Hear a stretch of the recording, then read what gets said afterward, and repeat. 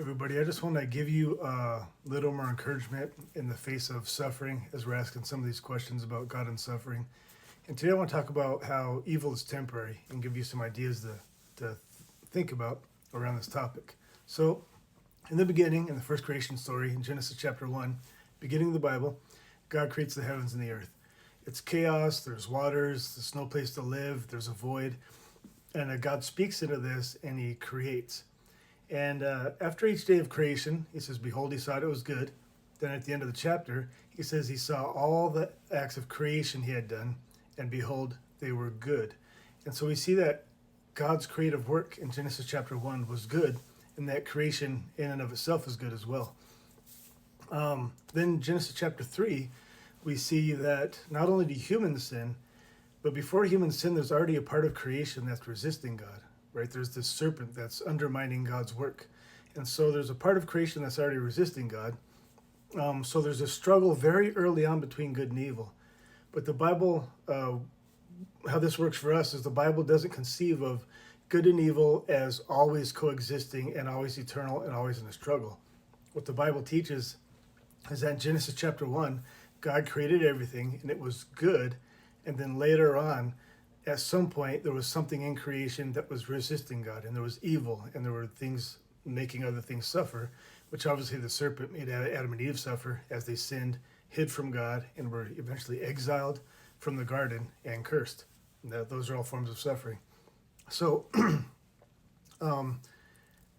think about it this way. If I want to do something evil, I need good in order to accomplish it. So, for example, let's say I want to stab a person with a knife. That's an evil act. Let's say I'm just attacking somebody and I just want to cause suffering and mayhem. So I go attack a stranger with a knife. What do I need to attack a stranger with a knife? What do I need to commit this evil act? Well, first, I need a good arm. I need an arm that works. I need an arm that's strong enough to hold a knife, strong enough to attack somebody. Actually, I need a whole body that can do that. I need good eyes so I can focus on my target. And I need a good knife. Good knife is sharp and it cuts.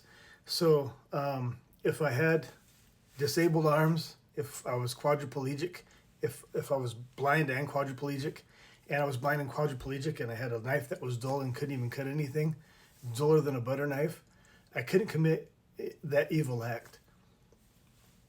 So what this means is that every evil act depends on good for it to accomplish its ends. And this is one aspect of a philosophy of suffering, is that evil doesn't exist in and of itself. It's actually a perversion of a good that already exists. So what should my strong arm, my strong body, and my eyes and my knife do? Well, it should be stabbing people. The good thing to do would be to cut bread for hungry people, right? Something like that. Well, I need all this good to accomplish something evil. So evil is dependent on these good things in order to accomplish its aims. So evil is dependent on good for it to be evil. And another way to put this is that evil is a parasite of the good.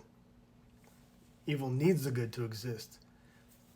And that's why in Genesis 1, where we see that everything, behold, it was good, and then evil happens later, because at some point later on, the good that God had created had been perverted, it had been abused, it had been derailed at some point.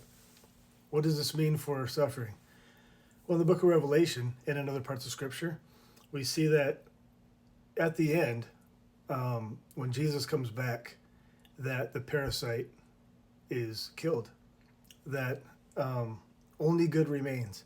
And all these perversions of the good and all these parasites and all this evil that has leached off the good, that those are undone. It uses poetic language to express this, but it talks about binding people, the evil in chains, and throwing the beast and a Satan, that serpent, right, that dragon, that devil, down into an abyss and being locked away forever and going off to the second death and a lake of fire.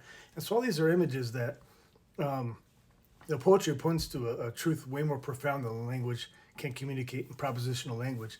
So the poetry is telling us that, look, okay, if you look an inch in that direction, you can see the poetry I'm giving you is saying that evil will be destroyed and only good will remain. Now, if you walk a million more miles in that direction, you'll get a hint of what we're really talking about. So in an absolute way, evil, which exists after good and is dependent on good to accomplish its evil aims, One day that parasite will be killed, and the cancer of evil and suffering will be cured from the universe, and only good will remain. And when we see Jesus, Jesus is God breaking into creation and recreating. And in fact, in Revelation, he says, "Behold, I make all things new." He recreates. And so, what we see Jesus doing when he comes into creation is Jesus is doing acts of recreation. He's healing people. He's paying attention to people that have been ignored or marginalized in society. He's overcoming Satan and his works, and he's teaching truth instead of lies. And so Jesus in his life is God breaking back into creation, recreating things, killing parasites, and one day he'll come back and finish the job. So evil is not as powerful as good. Evil is temporary. Good is more powerful than evil. God is more powerful than Satan. God is more powerful than suffering. And one day, God will come back and kill the parasite permanently, and only good will remain. And we'll be blessed to be able to live in that new creation. So, whatever suffering you're seeing that's hurting you or discouraging you, on a cosmic level, all of that is temporary. And it is all moving towards a certain end where love does prevail, love does conquer all, and evil at some point is vanquished. So, evil's weaker than good, and love always wins.